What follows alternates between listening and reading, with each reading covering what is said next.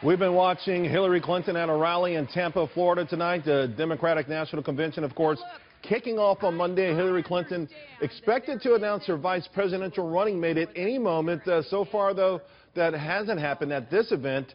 In the meantime, the tragic shooting continues to unfold in Germany, and it may have played something in a role. We'll see. Maybe there could be a delay on a VP pick. Either way, we've got both news items for you. We're going to continue to bring it to you.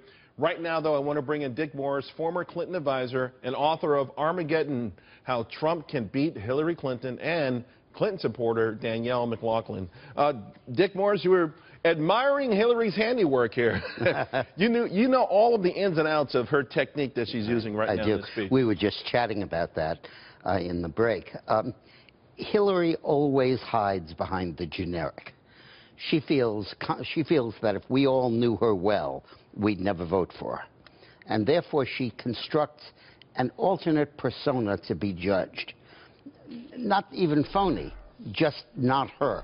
She's not running for president. The first woman is running.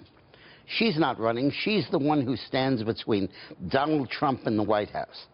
She's the one who we can vote for like a ballot issue to approve gun control or abortion rights. So, in effect, the Republican convention was devoted toward showcasing Donald Trump, putting him in the best possible light and helping people get to know him as favorably as possible. Hillary's will be to paper over her candidacy and context it with issues, with the historical nature, with the iconic nature of the first woman, so that nobody is judging Hillary. They're judging her circumstance. Well, the one thing we did hear from this speech, and by the way, this is the most energy I think I've seen Hillary with in a long time. The crowd is pretty packed and seems pumped up, is that she's also trying to paint or portray... Get energetic when you're talking to the FBI. she's portraying a picture. She's at least trying to craft a picture of Donald Trump using his own words against him, if you will. She talked, Danielle, about the speech last night. She called it dark and divisive. We heard the word dark a lot, so that must have been the first talking point that went out last night. She talked about fear and anger, but no solutions offered. He didn't offer a jobs program. He didn't explain how he would keep people safe. And then she went on to sort of say, to sort of portray him, I guess, as some sort of guy who thinks that only he can do it in a country where it's always we. How effective, you're a Clinton supporter, how effective do you think she is so far? I'd like first to address the point that she's using some sort of a rhetorical device here. I think all politicians use rhetorical devices. That's sort of what they do, and we've certainly seen Trump do that on the campaign trail. To your point about her trying to create this distinction and difference between her and Trump, you know, I'm not sure that the Republican convention was really about Trump the man. It was very much against Trump not being Hillary.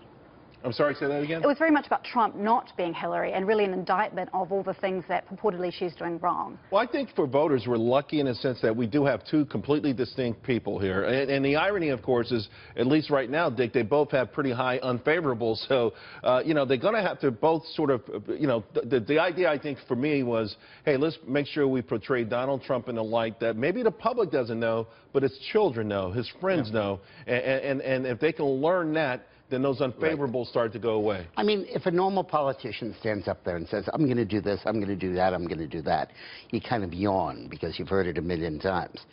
But when his daughter comes up and says he built this, he did this, he did this, he did this, and when he sets his mind to something, it gets it done, it gives it a credibility. But, you know, her speech and the Trump convention speech really encapsulate the whole campaign.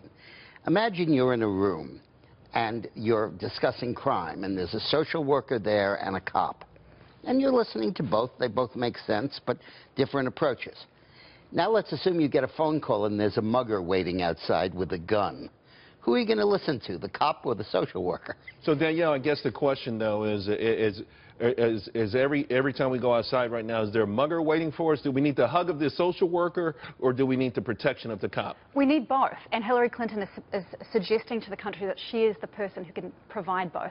Certainly she wants to talk about how we can improve race relations, how we can talk more to one another, how we can get rid of this divisive fear of the other rhetoric that we're seeing injected into the GOP, into the RNC, at the behest of Donald Trump. But she has said that we need to be very, very careful about collecting our resources, about fighting our common enemies, and about joining with Europe and with other nations to make sure we do that. She's used the word, I heard, diversity, diverse, at least 2 or 3 times in the first minute or so of that. You know that's what she's going to hammer It's hard away for at. me to understand that as you increase the Muslim population of the United States, you're making us safer from terror that's committed overwhelmingly by Muslims. Well, Not, by the way, by most Muslims. Well, Donald Trump's solution the to this, terrorists are The Muslims. radicalized Muslims. Donald Trump's solution to this is to say that basically the current immigration, the system by which our asylum seekers are looked at is not long enough. It's 2 years long. And what we've seen with Neeson and some of these other attacks, that a vetting process won't solve someone who's going to be radicalized in 2 weeks. Hold on.